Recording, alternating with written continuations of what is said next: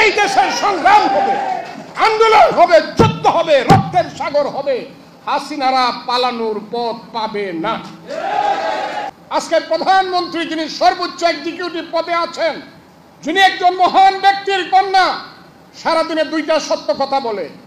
একটা হলো ঘুমাইবার সময় দরজাটা লাগা, আর ঘুম থেকে উঠে দরজাটা খোল। এই দুইটা সত্য কথা ছাড়া আর কোনো সত্য কথা তিনি বলেন না। প্রধানমন্ত্রী প্রত্যেক দিন সারা দিন বক্তৃতা করেন, দেশ নাকি আলোকিত করেছেন। আপনি নিজেই তো অন্ধকারে ডুবে গেছে দেশ, জোনাকির লেগেছে মরক।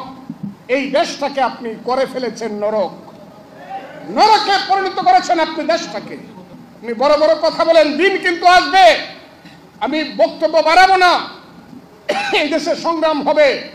জানি না ফখরুল ইসলাম আলমগীর সাহেবরা পারবেন কিনা, কারণ মূল নেত্রী বন্দী আছেন। জানি না আমাদের নেতা ৮,০০০ মাইল দূরে থেকে কতটুকু নেতৃত্ব দিতে পারবেন।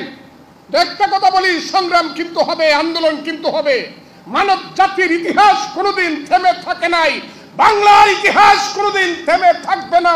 এই দেশের সংগ্রাম হবে, আন্দোলন হবে, যুদ্ধ হবে, রক্তের সাগর হবে। হাসিনারা পালানোর পথ পাবে না,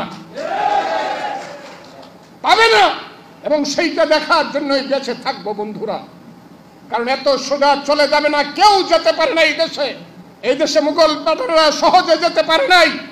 ব্রিটিশ সাম্রাজ্যবাদ পালাতে হয়েছে দেশ থেকে, যদিও তারা অত্যাচার করেছে বছরের পর বছর, শত শত বছর।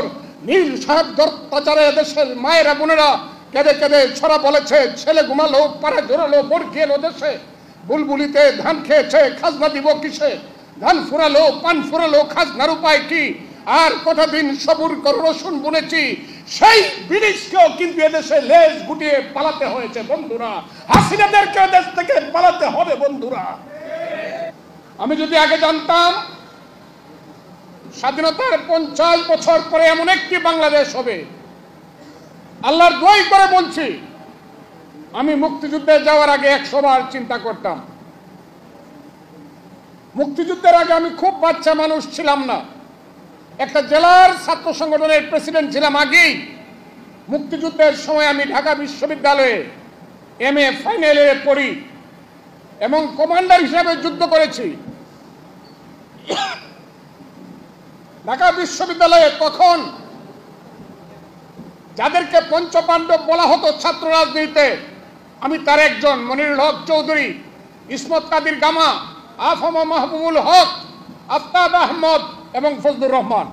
সেই অবস্থানে থেকেই যুদ্ধে গিয়েছিলাম। এখান থেকে ২৫০০ মাইল দূরে ট্রেনিং দিয়েছিলাম।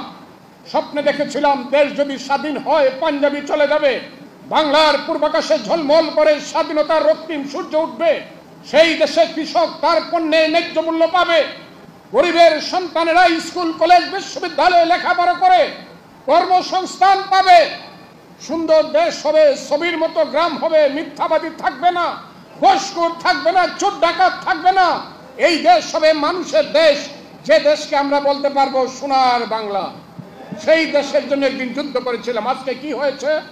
আমি যদি সত্য কথা বলি, জানি আমার কি হবে, তারপরে বলবো।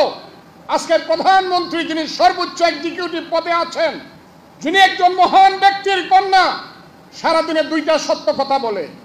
একটা হলো ঘুমাইবার সময় দরজাটা লাগা, আর ঘুম থেকে উঠে দরজাটা খোল।